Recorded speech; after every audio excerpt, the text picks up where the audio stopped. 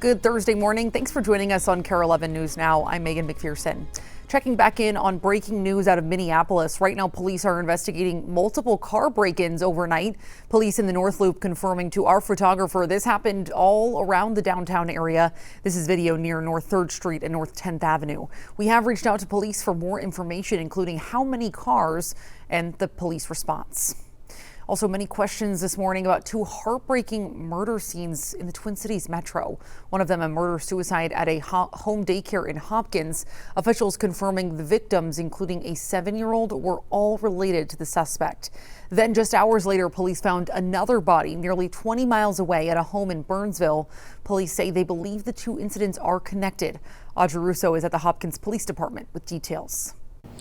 Yeah, Hopkins's police chief said that it was the look on the faces of the responding officers that really said it all. They were tasked with both investigating this murder-suicide and with caring for the kids who were inside the daycare at the time. Take a look at this video. This was the scene from Tyler Avenue North around yesterday morning. Now, this is a daycare that was operated by the now deceased couple since 2019. Now, Hopkins police say that a man killed his wife and 7-year-old daughter before taking his own life. Police say a parent dropping their child off witnessed the crime and called 911. The 6 kids inside the home were not hurt, but neighbors who live near the daycare could only imagine what those kids might have witnessed.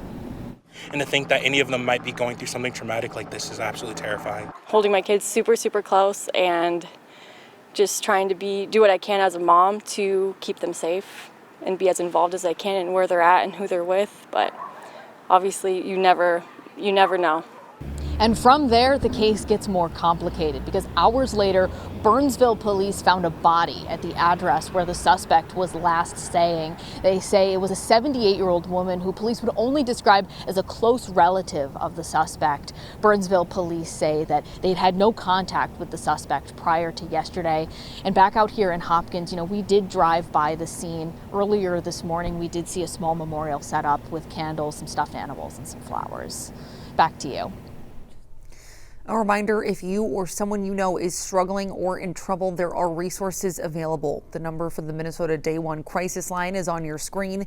It's available 24/7 if you need it. The service is completely free and interpreters are available. Today, the man accused of kidnapping a 7-year-old in Zimmerman earlier this year will be back in federal court for his arraignment.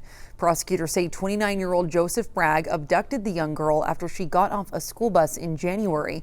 According to court records, he took the girl to a hotel room nearly 130 miles away from her home.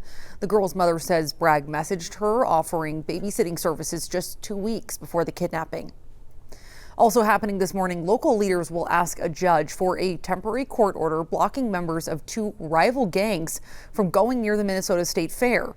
The lawsuit filed by Attorney General Keith Ellison and Ramsey County Attorney John Choi. Court documents say members from the Ville and Muddy gangs are threatening to disrupt the fair.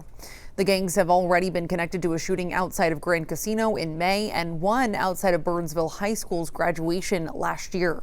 Officials are hoping to set up a safety zone around the fair to stop members from interacting with each other. And a St. Paul man is facing new charges this morning, just 2 days after he was shot by St. Paul police outside of Regions Hospital. Lou Ragoose has more. The man shot by St. Paul police in front of Regions Hospital on Monday was attempting a suicide by cop by pulling out a replica handgun and pointing it at an officer. That's what the man told police when they interviewed him, according to a criminal complaint now charging him with assault, domestic violence, and threats of violence. Tayshawn Brown Roberts has a history of domestic violence. His girlfriend told police she was having night terrors and accidentally struck him in the face while they were sleeping Monday morning, and he responded by punching her with a closed fist and threatened to kill her with a knife. The complaint says Brown Roberts told police he wanted to die that day, and when he saw the cops, he thought they would shoot him in the head as soon as he pulled out his replica gun. He survived the shooting, being hit in the hand and the back, as he was able to be immediately treated there at Regions Hospital. Brown Roberts had been convicted 3 times on domestic abuse-related offenses and had an active domestic abuse no contact order in place involving that same girlfriend. I'm Lou Ragoose. Follow for more news. Today, the Minneapolis City Council is expected to vote on a voluntary relocation policy for people living at Heritage Park. Some residents say they're living without air conditioning and have black mold and rats in their building.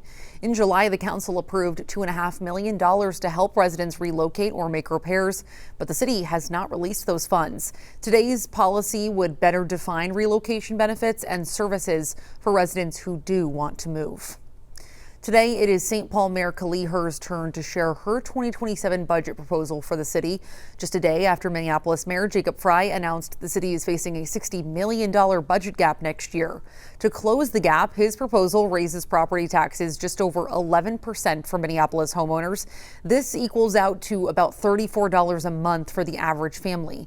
The proposal also includes layoffs for 100 city employees and cuts to city programs to cover the rest. Before asking residents to pay another dollar, we have to ask ourselves whether we're spending every dollar as effectively as we can. That has been the guiding principle behind this budget.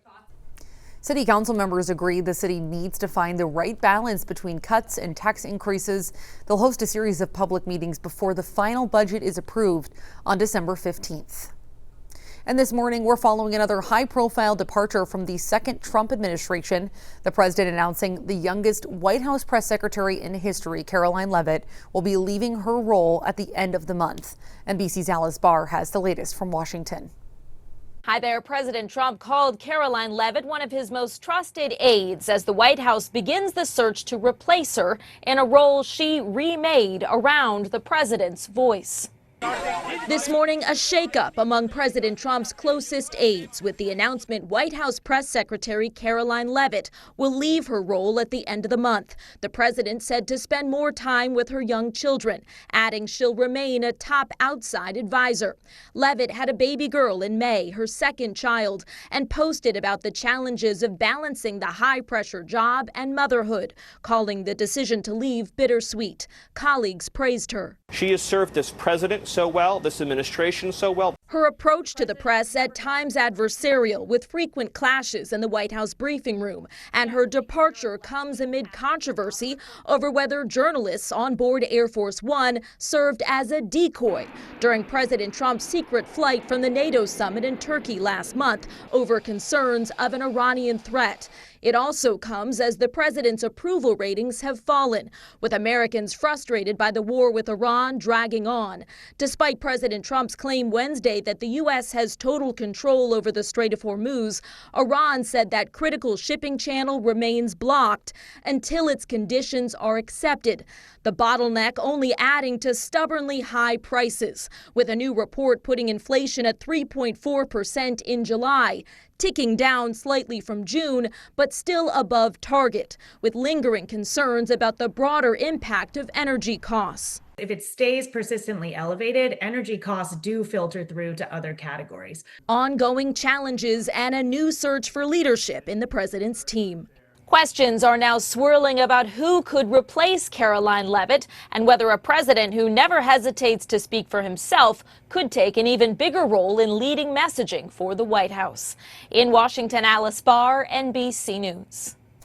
Right now, at least 3 people are dead after violent storms ripped through the Midwest. 2 of those deaths are in Indiana. Officials saying 1 person died after a suspected weather-related house explosion.